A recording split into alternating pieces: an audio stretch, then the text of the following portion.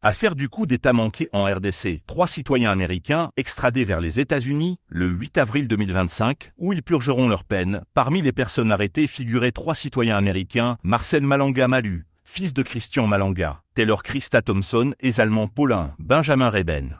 Ils ont été jugés par le tribunal militaire de garnison de Kinshasa-Gombe et le 13 septembre 2024, condamnés à la peine de mort pour des charges incluant le terrorisme et l'association de malfaiteurs.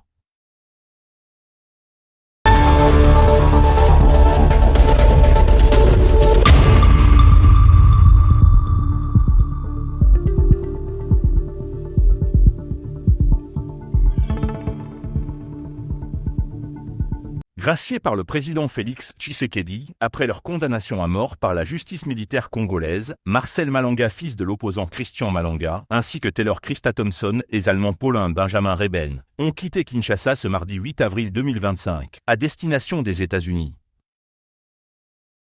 L'information a été confirmée à notre rédaction par les avocats des intéressés et relayée par la porte-parole du président de la République, Tina Salama, ainsi que par l'ambassade des États-Unis en RDC. Selon les avocats, cette extradition s'inscrit dans le cadre d'un accord de coopération judiciaire entre les deux pays.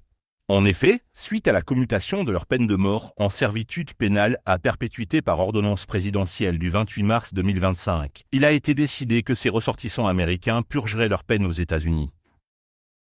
Les 3 prévenus étaient jusqu'alors détenus à la prison militaire de Ndolo, où ils avaient passé près d'une année. Ils faisaient partie d'un groupe de 51 personnes, poursuivis devant le tribunal militaire de garnison de Kinshasa-Gombe pour des charges graves: terrorisme, détention illégale d'armes et munitions de guerre, tentative d'assassinat, association de malfaiteurs, meurtre et financement du terrorisme.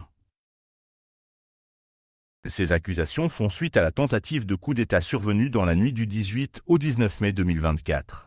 Les assaillants avaient attaqué la résidence de Vital Kamerhe, alors ministre de l'économie nationale, avant de viser le palais de la Nation, siège de la présidence.